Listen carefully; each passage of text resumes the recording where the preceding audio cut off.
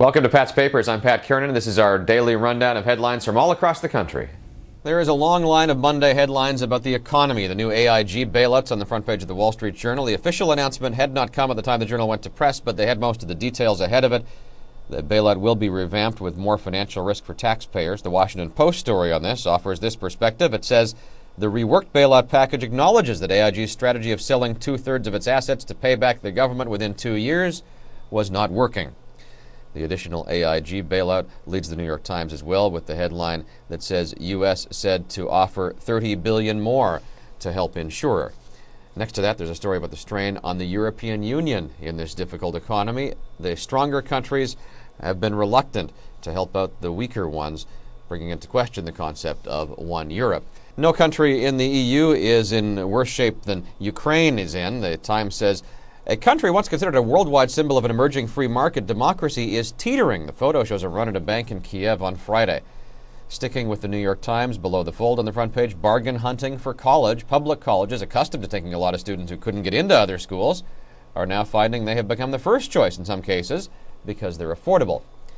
Let's make it a clean sweep for the Times with economy stories. Food magazines adjusting their editorial content. Even gourmet magazines are publishing articles about leftovers, and they're picking recipes where the cost of ingredients has become a key consideration. Boston Herald readers woke up to a funny front page this morning. It says, if you see stimulus money wasted on new boondoggles, who are you going to call? Pork busters. A couple of Massachusetts state representatives are convinced that there will be many attempts to abuse the economic stimulus money that'll start flowing soon, so they've set up a hotline for taxpayers to report abuse. Bad news from Detroit today. This time it's not about the auto industry. It's a front page feature on the fate of Great Lakes shipping. Demand is being hit by the economy. The ships move a lot of iron ore and coal. Iron ore shipments down 80% compared to a year ago. Only half as much coal moved through the Great Lakes this year. From a business side, that decline is complicated by the fact that lower water levels have reduced the carrying capacity of many of those Great Lakes ships. On page 8 of the New York Daily News, here are some of the ridiculous things that airport security people have found as people have tried to carry this stuff through the gates onto airplanes. Most absurd, I think, is the guy who for some reason thought a gasoline-powered chainsaw was an acceptable carry-on item. In the New York Post, a photo of Siegfried and Roy. They're on stage in Vegas for one time only. Roy remains partially paralyzed. They returned to the stage for a charity event, greeted fans, and they were on stage with the tiger that mauled Roy. An interesting analysis in the Washington Post of a case in West Virginia that may come to define when a judge must recuse himself.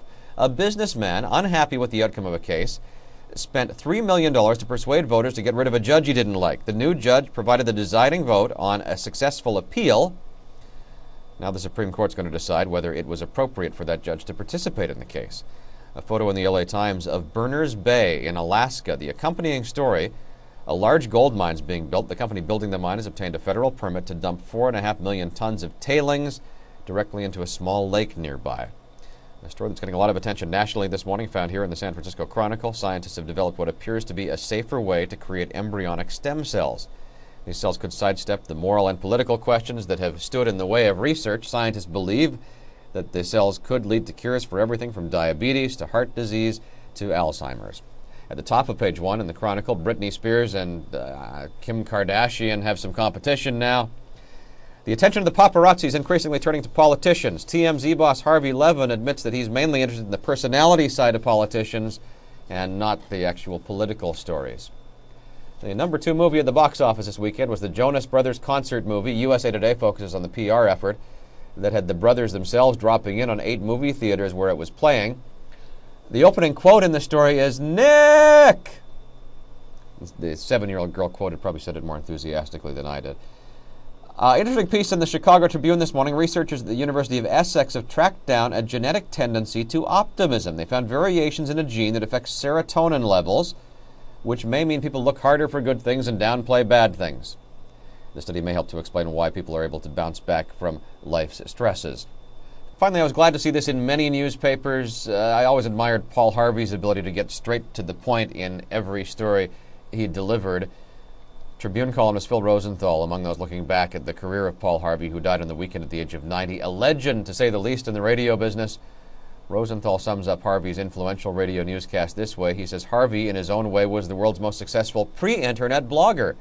plucking a series of stories from any and all available sources and putting his own spin and storytelling style on them.